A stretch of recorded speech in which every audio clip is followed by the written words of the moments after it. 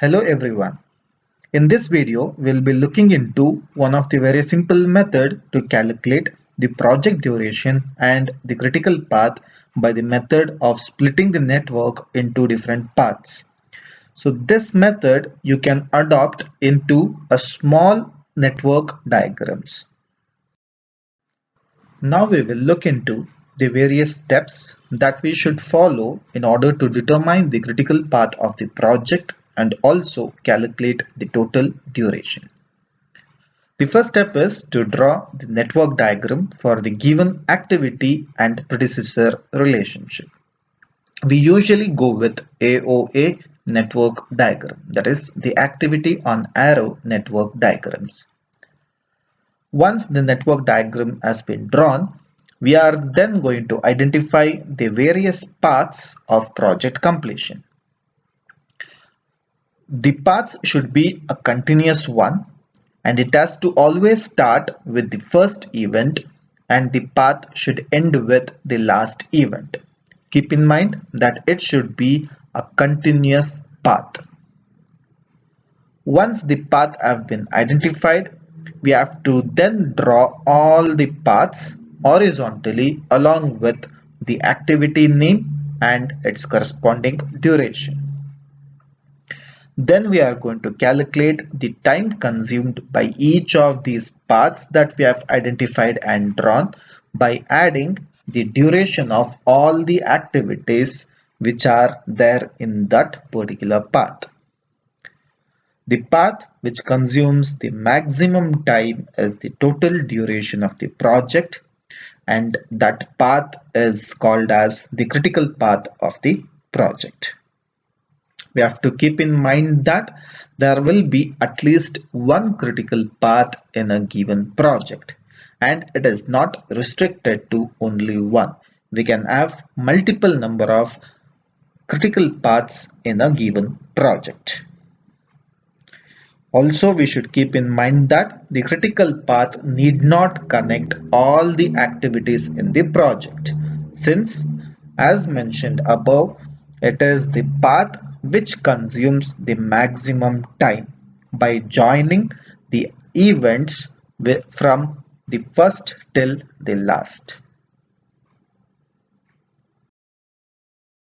Into an example in order to understand how this process goes on. Now we will draw an activity on arrow network diagram. So we'll look into the table given. So we have 7 activities A to G, and we have the first activity which is activity A. So before we start with the network diagram, we are going to draw an event followed by the first activity. Once the activity is completed, we are going to close the event. So once the event has been closed, now we have to go for the next activities. We have to see the predecessor for those activities. So we can clearly see that activity B, C and D, all three of these have activity A as the predecessor. So that indicate activity B, C and D are concurrent. So we are going to draw these three activities B, C and D. Now we will write down the durations of each of these activities, which are 6, 4 and 2 respectively.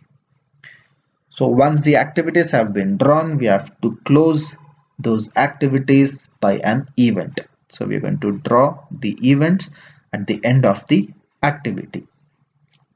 So next we'll go on to the next activity, which would be activity E, and we can clearly see we have activity B as the predecessor for activity E.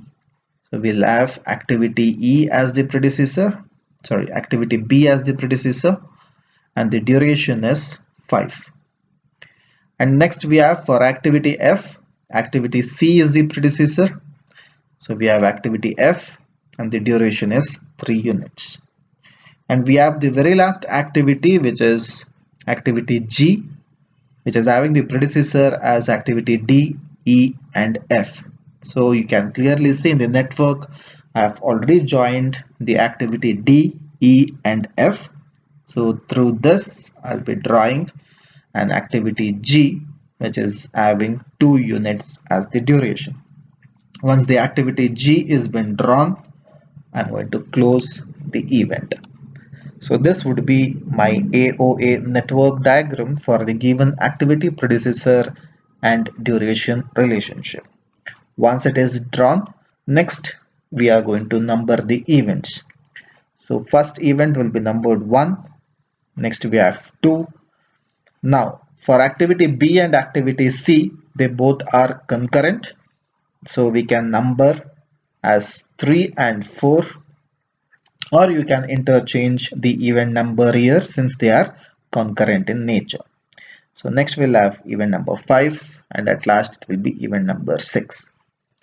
So if you want to know or understand more about this, how to draw the AOA network diagram and number the events, I'll be putting up the link in the video.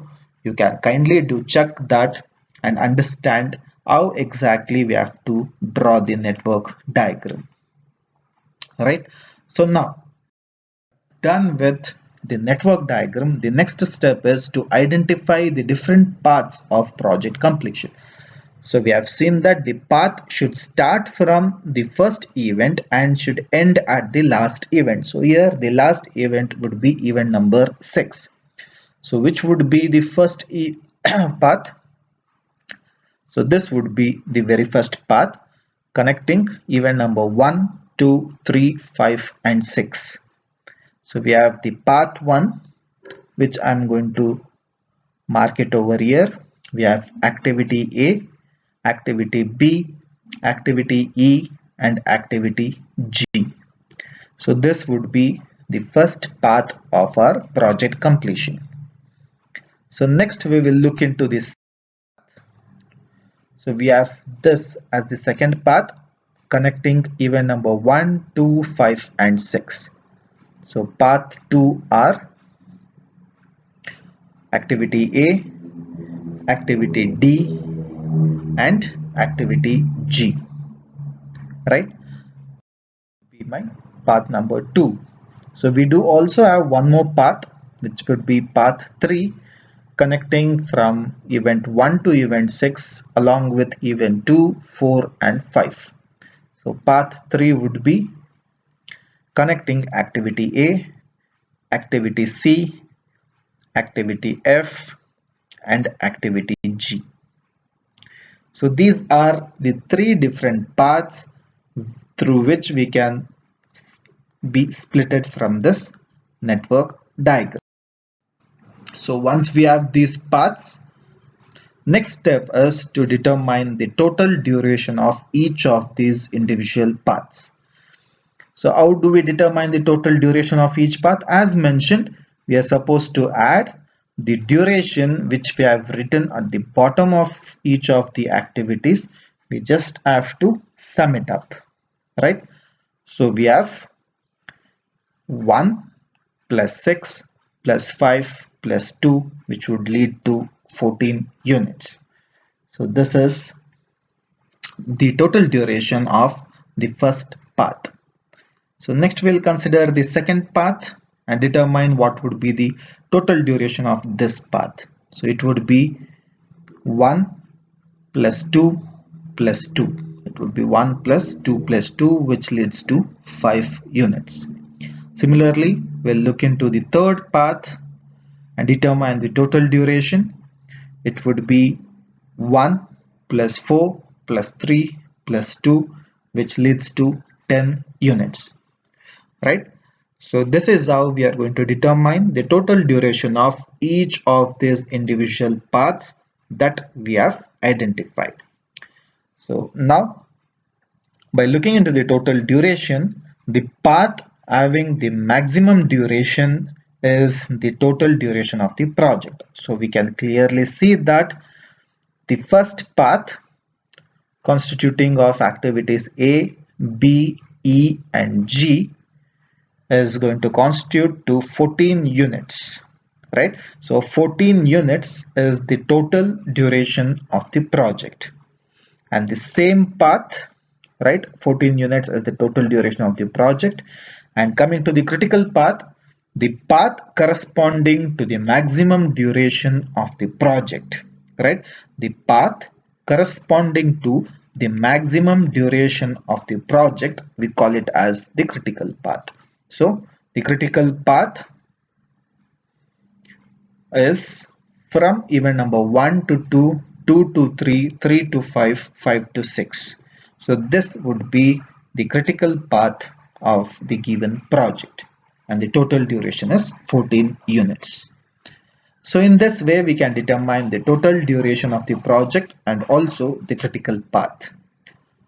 Now you might be wondering what happens if there is a dummy activity present in that given network diagram. Whether do we have to consider the dummy activity or not? So in order to explain that, we will be looking into one. So we'll take up this example and see what happens if there is a dummy activity in a project, whether we have to consider that or not.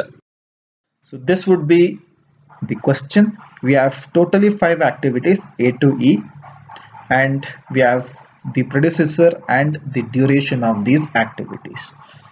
So if you have any confusions in how to draw a network diagram with dummy activities, I'll be putting up a link over in the video. You can kindly do check on how to draw a network diagram using dummy activities, right? So now always start with the first event, and we can clearly see we have two activities, activity A and B, which do not have any predecessor. So those two are our first event. So we have activity A, which is of 3 units, and we have activity B, which is of 6 units. So once the activities have been drawn, we are going to close it using the events, right? So next we can clearly see we have activity C having predecessor as activity B. So activity C, which is consuming 4 units.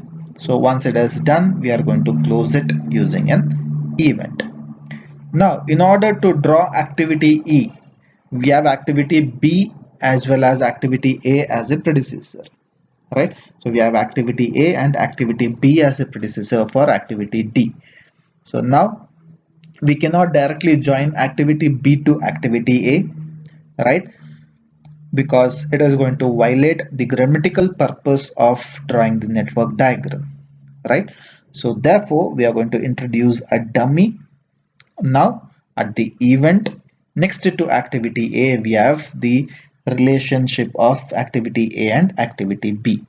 Now what I'm going to do, I'm going to draw activity D, which is constituting 5 units, and then we have the very last activity, activity E, which is having activity C and D as the predecessor. So I have activity E, which is consuming 1 units, and then we have the last event. So as mentioned, if you have any doubt in how to draw the network diagram using the dummy, kindly do check up my other video, right, on how to draw the network diagram using dummy activities, right? Now we will number the events. We have event number 1, this would be event number 2, event number 3, 4 and 5. So once we have done with the net, now we will identify the different paths of project completion. So this would be our first path, connecting event 1, 3, 4 and 5. So we have event 1 with activity A, activity D and activity E. So this is our first path. Now we'll look into the second path of project completion. So it would be from event 1, 2, 4 and 5. So this would be our path 2. We have activity B, activity C and activity E. Look into the another path of project completion. So that would be the path connecting event 1, 2, 3, 4, 5. We have path 3 with activity B with a dummy activity in between, activity D and activity E. Please note that the duration of the dummy activity, which is represented by a dotted line, will be always 0. So that is the definition of dummy activity, an activity which neither consumes any time or any resource. Now, as we have determined the various paths in the network, now we'll calculate the total completion time of each of these paths. So this is our first path connecting activity A, D and E. So now the total duration of the project would be adding up all the activity durations. So that would be 3 plus 5 plus 1, which would give us 9 units. Similarly, for the path number 2, we'll calculate the total duration, which would be adding up the activity durations, which would be 6 plus 4 plus 1, which would give us 11 units. Similarly, for the third path, the total duration of the path would be 6 plus 0 plus 5 plus 1, which would be 12 units. So now in order to determine the total duration of the project, it would be the path which is going to have the maximum duration. So that would be 12 units for the path number 3. So the total duration of the project would be 12 units, and the path corresponding to the total or the maximum duration would be the critical path, which would be the path connecting event 1, 2, 3, 4 and 5, which has activity B, a dummy activity, activity D and activity E. So in this way we can determine the total duration of the project as well as the critical path. Please keep it in mind that this method can only be used when we have a very simple project with least number of activities, because as the project gets more and more complicated, the number of paths of project completion would increase and it becomes very difficult to keep a track on each of these activities and identify the paths. Therefore, this method is only suitable for very small project. So in the next video, we'll be looking into one more method for determining the total duration of the project and the critical path, and that method you can use it for a medium to large scale projects.